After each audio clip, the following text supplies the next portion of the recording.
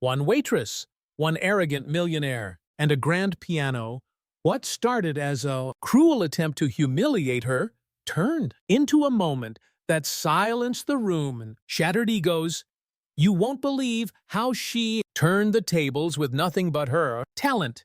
It was a warm Friday evening, and the hum of conversations filled the air at La Fontaine, an upscale restaurant tucked into the heart of Raleigh North. Carolina, the clinking of glasses soft, footsteps of servers, and the faint strains of jazz from a corner piano created an ambiance of refined indulgence. Deborah, a 25-year-old waitress with a quiet demeanor and an unmistakable spark in her eyes, moved swiftly between tables, balancing plates and smiles to most patrons. She was just another face in uniform, but inside she carried dreams bigger than the luxurious dining room around her. Deborah's passion wasn't serving tables, it was music. Ever since she was a child, piano had been her refuge, a place where she could express every joy, every sorrow, and every unspoken thought. But dreams don't pay the bills. Working long shifts at La Fontaine was a necessity, a stepping stone toward the music academy she longed to attend. Few knew about her talent except for the restaurant staff, who occasionally caught her stealing moments at the old upright piano in the back room during break. That night, as the evening rush began to settle, the door swung open and in walked Leonard Grayson. Instantly recognizable, the wealthy entrepreneur made an entrance like he owned the room, flanked by a few equally polished companions. Leonard exuded an air of superiority, known for his sharp tongue and penchant for spectacle. His presence made even the most seasoned staff stand straighter. Deborah's colleagues exchanged knowing glances. Leonard was not an easy guest. He was the kind who thrived on pushing people's buttons for Deborah, though he was just another table to manage in a long night's work. But this wasn't going to be a normal evening. As Leonard scanned the room, his gaze landed on Deborah. Something about her seemed to catch his attention. Momentary pause, then a smirk. Deborah felt the weight of his stare but brushed it off, focusing instead on refilling water glasses, clearing plates. But Leonard wasn't done. With her, he'd already decided she was going to be his entertainment for the night. Deborah had grown up in a small town in South Carolina where dreams of grandeur often felt as distant as the stars. Her mother, a single parent and a tireless caregiver, had worked double shifts as a nurse to ensure Deborah and her siblings had food on the table despite their modest means. Music had always been a constant in their home. Her mother's old vinyl records and the out-of-tune piano gifted by a neighbor were the seeds of Deborah's love for melody. That piano became her escape while other kids played outside. Deborah spent hours teaching herself to play. She mimicked the songs on the radio, then ventured into classical pieces she found in second-hand music books. Her talent didn't go unnoticed. She played at church, school, recital, and community events. But recognition couldn't mask the financial hurdles that loomed over her dreams. By the time she turned 18, the reality was clear. A professional music career would have to wait. Scholarships didn't come through, and family responsibilities took precedence. Deborah packed away her concert ambitions, replacing them with the practicality of earning a living. Yet she couldn't entirely give up. The piano was more than a dream. It was her identity. When she moved to Raleigh a few years ago, Deborah sought out a job at La Fontaine not just because of the pay, but because of the grand piano tucked into the corner of the restaurant. Even though she rarely had time to play, just knowing it was there gave her a sense of comfort. Music hadn't left her. It was simply waiting. That night, as Leonard and his entourage took their seats, Deborah approached their table balancing a tray. With practiced grace, Leonard ordered a top-shelf scotch and cracked a joke loud enough for the nearby tables to hear. Deborah offered a polite smile as she took their orders, her voice steady, despite the strange energy radiating from him. Deborah, Leonard said, glancing at her name tag. Sounds like someone with a lot of hidden talents. The comment caught her off guard, but she nodded politely and stepped away to place their orders. She didn't notice the knowing grin he shared with his companion, nor the way his eyes followed her every move. But Leonard wasn't just observing. He was planning, and Deborah would soon find herself at the center of a spectacle she never asked for. The night carried on like any other, with the hum of laughter and silverware filling the room.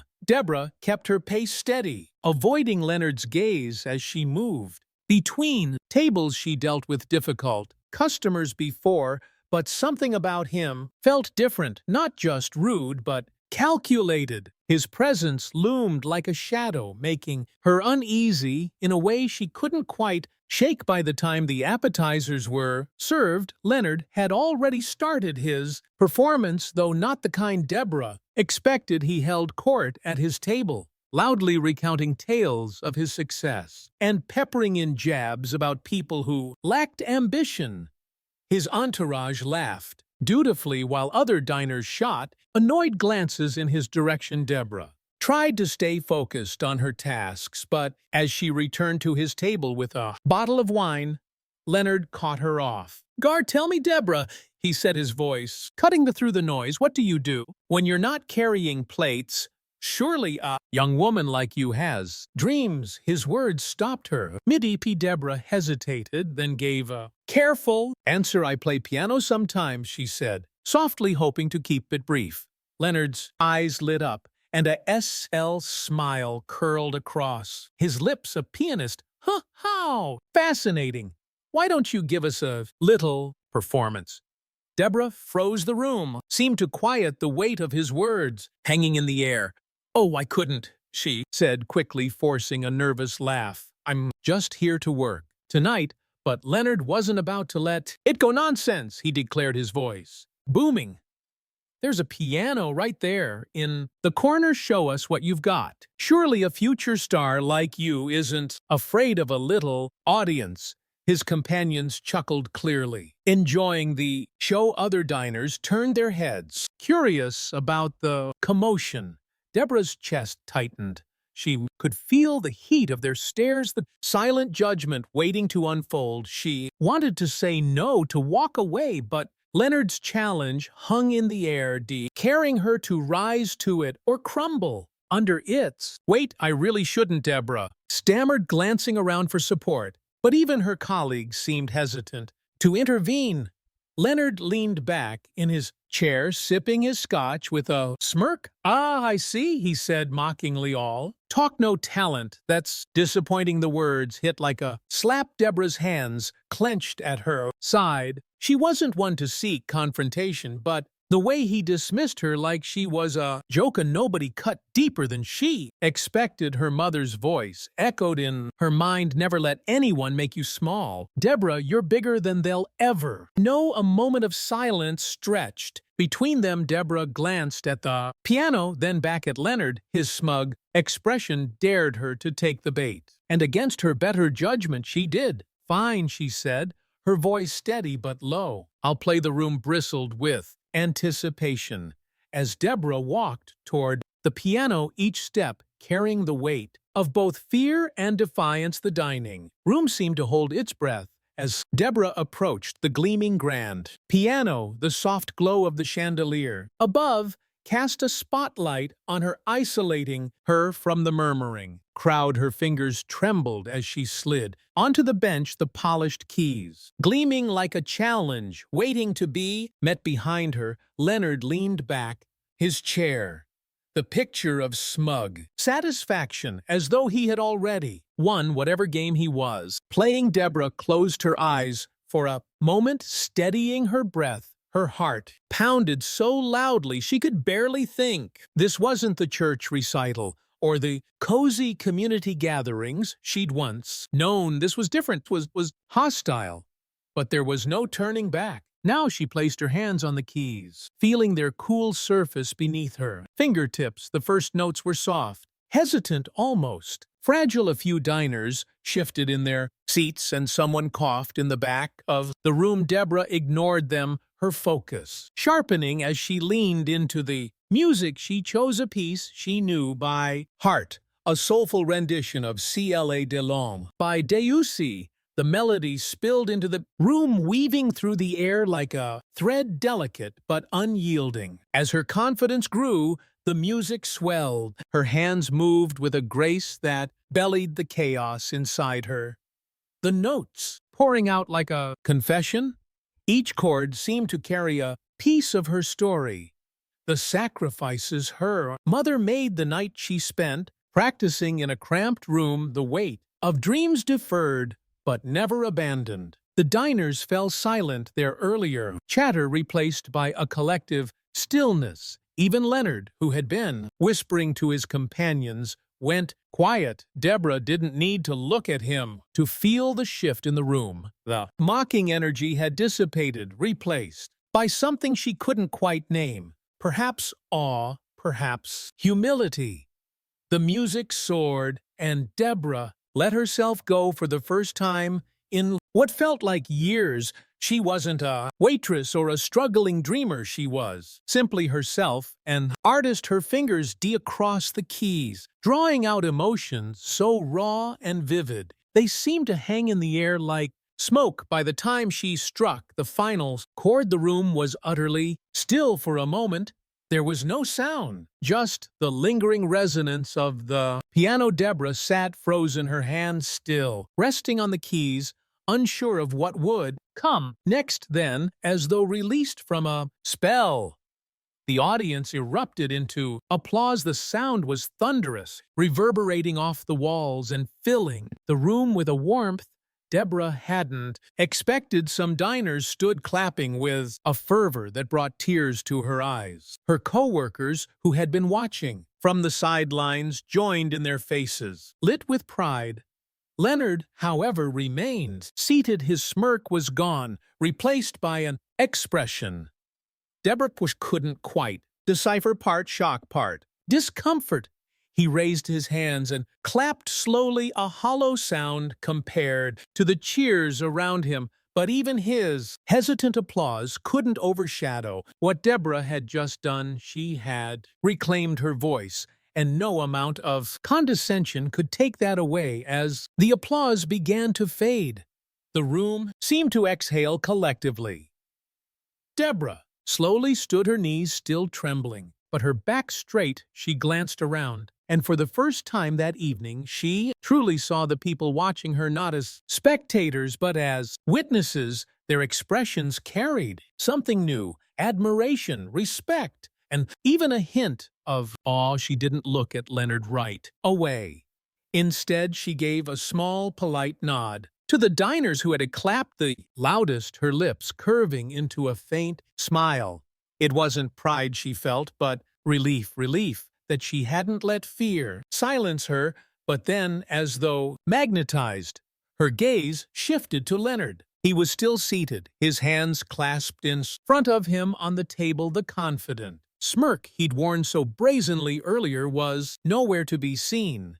Instead, his face was a mask of forced neutrality, as though he couldn't decide whether to admit his misstep or double down on his arrogance. "Well," Leonard finally said, his voice louder than it needed to be, breaking the fragile silence that had settled over the room. That was unexpected.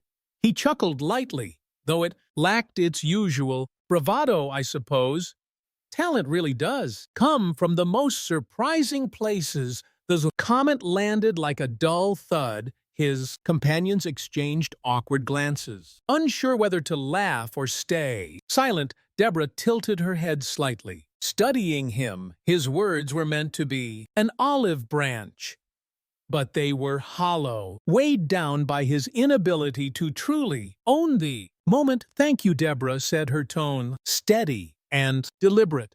There was no warmth in her voice, but no hostility either. She wasn't about to let him pull her back into the smallness he'd tried to impose. Her performance had spoken louder than any rebuttal she could offer. Leonard cleared his throat clearly, uncomfortable under the weight of the room's collective gaze. He gestured toward the waiter for another drink, a flimsy attempt to regain his composure. "You've got quite a gift," he added almost begrudgingly. Deborah nodded, once her gaze unwavering. "Everyone has a gift," she said, the weight of her words deliberate. "It's how you choose to use it that matters." The room seemed to hold its breath again, the subtle sting of her response rippling through the air. It wasn't loud, it wasn't aggressive, but it was enough.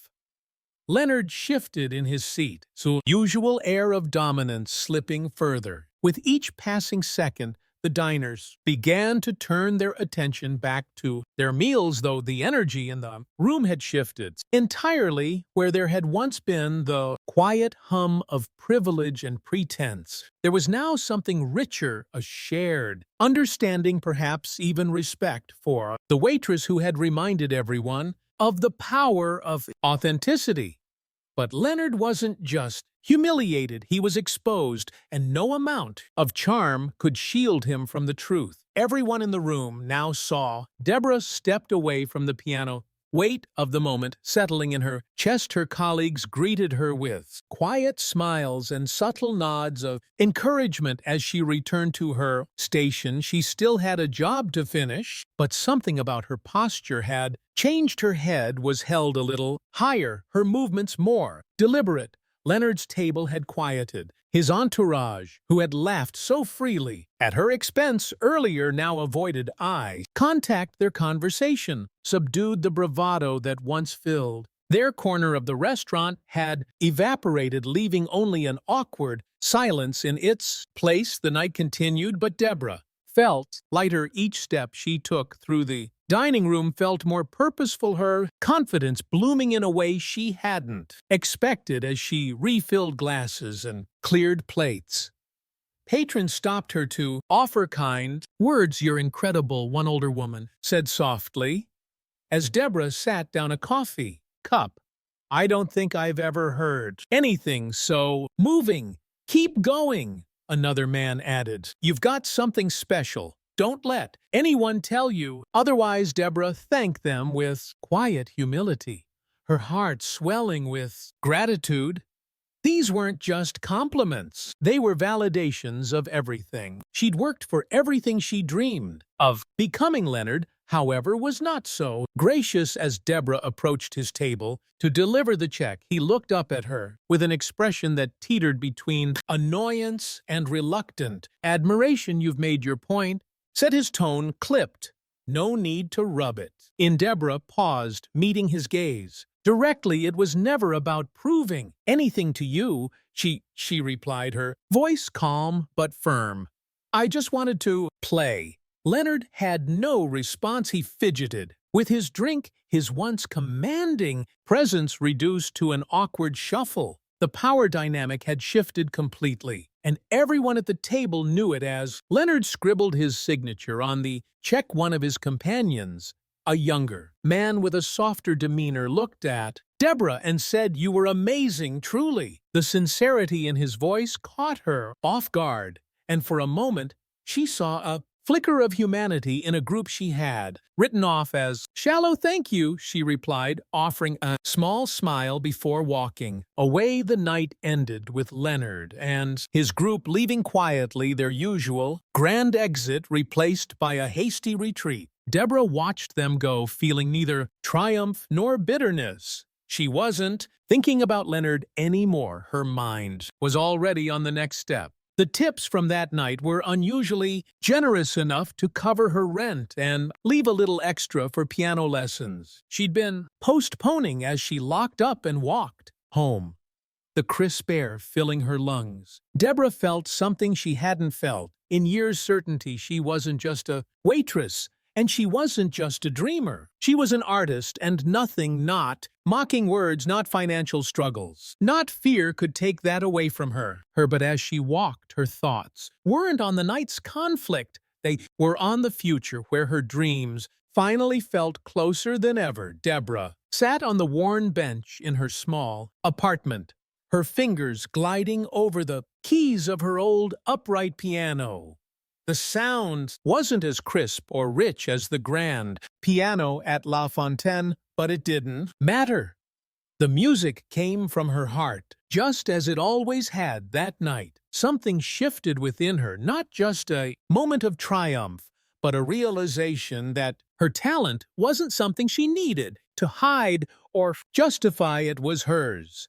And it was enough. In the days that followed, the events at the restaurant became something of a local story. Patrons who had witnessed her performance shared the tale, and word began to spread. A few days later, Deborah received a call from a man who had been dining that night, a music producer visiting from Nashville. He wasn't offering fame or fortune, but a chance to record a demo, a step towards something she had only dared to dream of. Deborah agreed, not because she believed it would change her life overnight, but because it felt like a door opening one she wasn't afraid to walk through. For years she had let fear and doubt whisper lies into her mind, telling her she wasn't enough, that her dreams were too big. But now she saw the truth. Resilience and authenticity were her greatest strengths. The incident with Leonard Grayson wasn't just a humiliating spectacle turned victory, it was a reminder of the power of integrity. Leonard, for all his wealth and bravado, had nothing that could diminish her. He represented every voice of doubt she had ever faced, and she silenced him with nothing but the purity of her craft. To anyone watching her story, Deborah's message was clear: never let someone else define your worth. The world is full of Leonard Grayson people who project their insecurities onto others to feel powerful, but true power comes from staying rooted in who you are and letting your passion speak louder than their ridicule. As she closed the piano lid and rested her hands on the faded wood, Deborah smiled. Her journey was far from over, but for the first time it felt like it had truly begun. What about you? What dream have you been holding back on because of fear or doubt? Don't wait for someone like Leonard to test you. Take your step forward now. If Deborah's story inspired you, subscribe for more stories of resilience and triumph. Your story could be next.